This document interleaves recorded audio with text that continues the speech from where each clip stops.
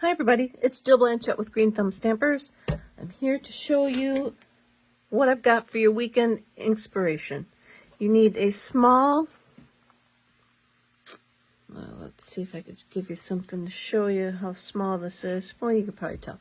It's a small punch, because you're going to punch the top of the box out. You need a 6x11 piece of paper, 6 pieces at 1 7/8 by 1 5/8 inches, and 6 pieces at 1 3/4 by 1 1/2 inches. Can go ahead, I should have told you in the description yesterday to go ahead and glue those together if you want to get that done ahead of time. And then you're going to need your paper trimmer and scorer to do the bulk of what we're up to today. So I'll stop my video on and off to do some of the steps so that you don't have to watch me do it all. But here's what we're making. This was my prototype. I'm going to squeeze it all in there to look like this. And it is quite a big box inside. I put some candy in there because it's 2 inches. So let me get started and I'll show you. Here's what we're making. This is my real prototype, so we'll glue that together and feed that ribbon through there. So first of all, you got your 6" by 11" piece of whatever color to coordinate with your designer series paper. You'll want your arm out. We're going to go ahead and I'm going to score on the short side at 2 inches and 4 inches. Then we're going to turn it and we're going to score on the long side at 1 3/4 inches.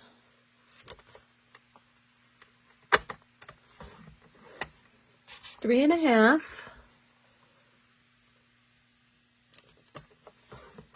5 1/4, 5 1/4, 7, 8 3/4, and 10 1/2.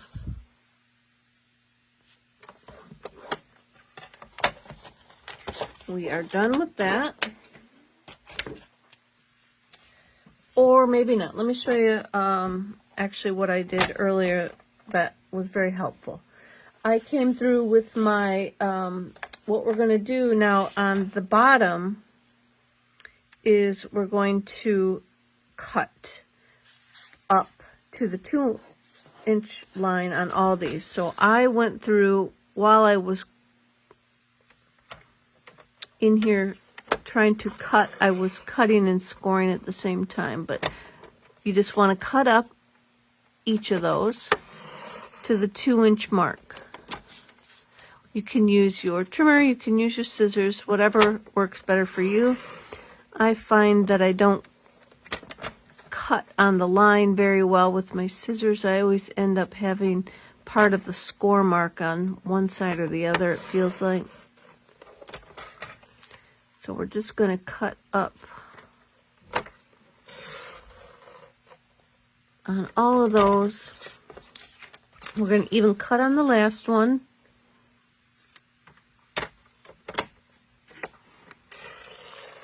Up to our mark. And we're done with that for a minute. Then we're going to go ahead and cut this little piece off. Cut that up. So now, go ahead, I'm going to burnish all my folds, even this little one here.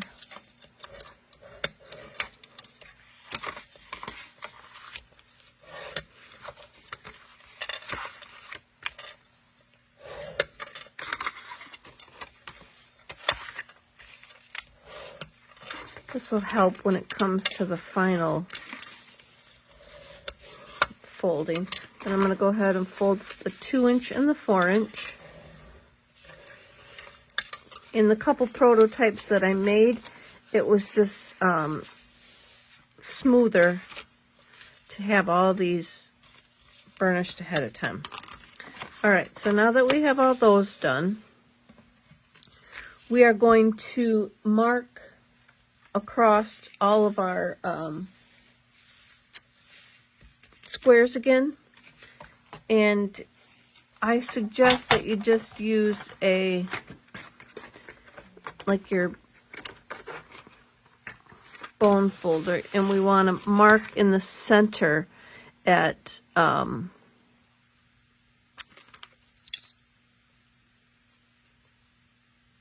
like it's at 3/8.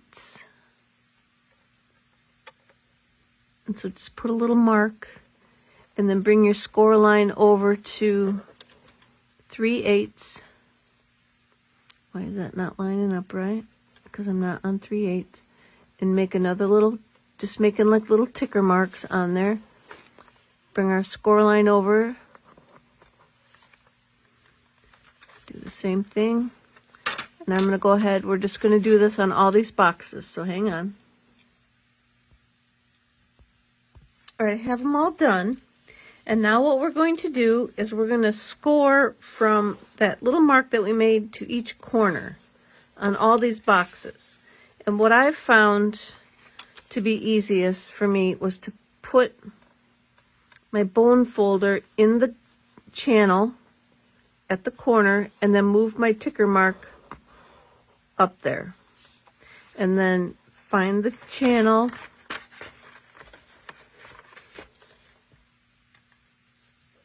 So I just kind of slid it around until I felt my bone folder fitting in the channel.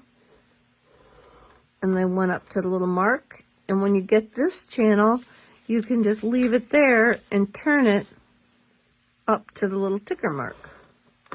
So you can kind of do a V, find the channel,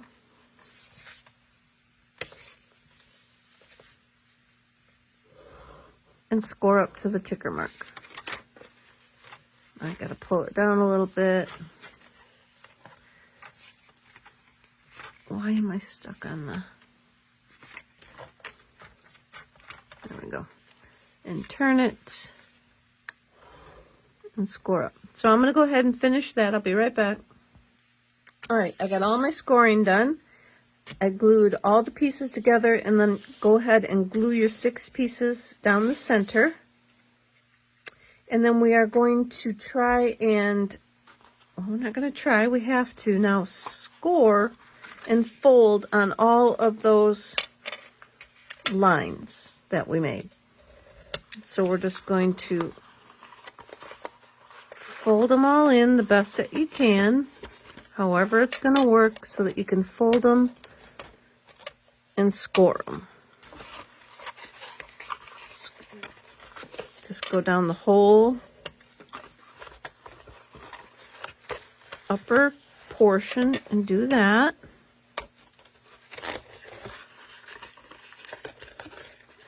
It gets a little bit tight, and when it does, go the other direction. I don't know why that one doesn't want to bend for me, but I'm going to bend it the other direction. See if that breaks it up enough. There we go.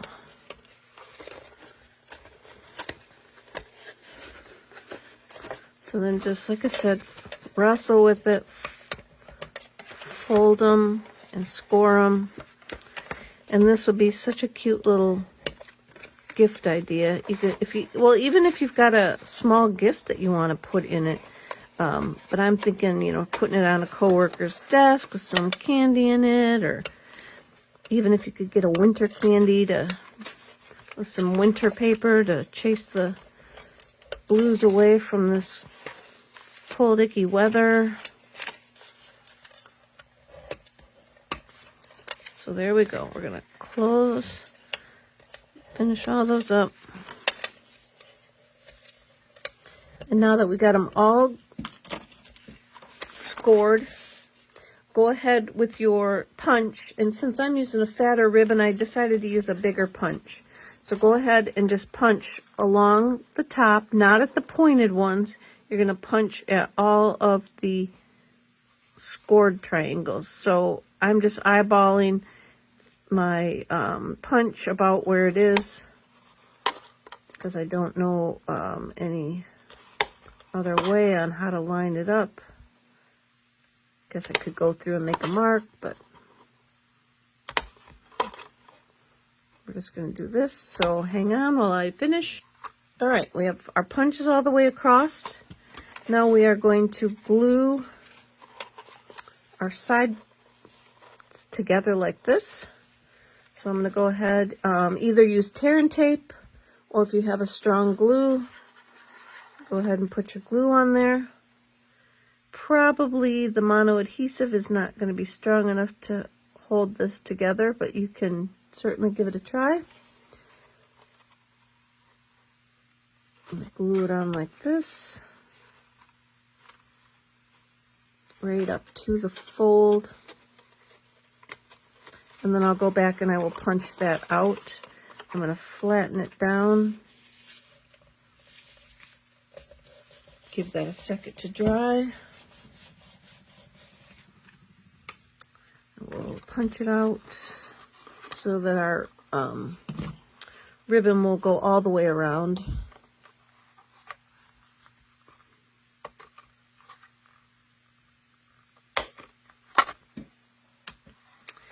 And now it should all start to fold on itself nicely. I may have to do a little wiggling and stuff, but I'm going to flip it over first. Now I'm going to glue the bottom. And this, I had a little, oops, my glue's not quite dry. Hang on. It's unusual for my glue to take that long. Let's give it a second. And I did struggle with the shape of the box and making sure that it stayed, and it's like a octagon-ish looking thing. So what I'm going to do is I'm just going to bend in one of the base pieces, and I'm going to put some glue on it, and I'm going to bend in a second base. And then I'm going to take my bone folder and I'm going to stick it under there to help like glue them together. And I hope that that is a good shape. It gives me a little bit of time to readjust if I need to. I guess maybe this first one I will squeeze with my fingers, get it to glue together, hold the shape that I want it to be in. Stay there. Then I'm going to take a piece and fold it over, and I'm just going to put a little bit of glue across that. And then I'll do the same on the next one. And I'm just going to glue them down.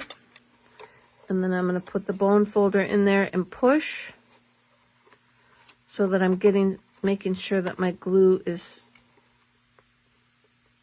sticking down good. And then I'm going to do the same on this one. Put a little across that one. And stick them down.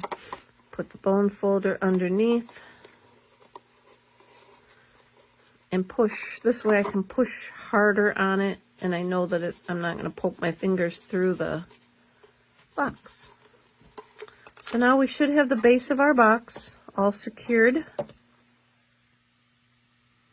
And then from here on out, it's going, let me see if I can quickly, so we're just going to push in all of our scores like this. So just make sure that everything is scored good and is cooperating. Where the two pieces were glued together, it might need a little bit of extra scoring on there, but we just want to get our box shape inward like so, and then we're going to feed our ribbon through all the way around. So I'm going to stop it and I'll be back in a minute. Okay, so I'm just feeding it in and out through the holes. Like this. And then when I get to the end, I'll be back. I didn't really pay attention to how much length my ribbon was because I fed it through as I went along. So we've got our box like so. I did buy some fudge hearts at the dollar store the other day, so I had something to show you to put in here. I was going to make a Valentine treat box, but decided not to. And I'm thinking this whole box, this whole bag, isn't even going to fill that box up. So we're going to fold all our pieces in, tighten it up. And now you could tie like a knot, make a loop there if you wanted to like hang it on something, or we're just going to tie a bow. And as you can see, I got a heck of a lot of ribbon here, but I could pull it out and tell you how much I needed, but you don't need this much. Let's get a bow going.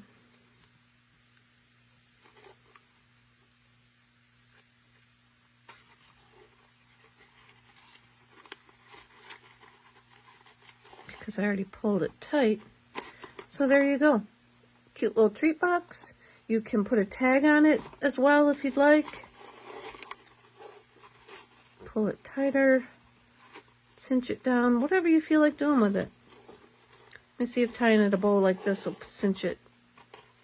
Not so much. Doesn't help cinch it tighter, but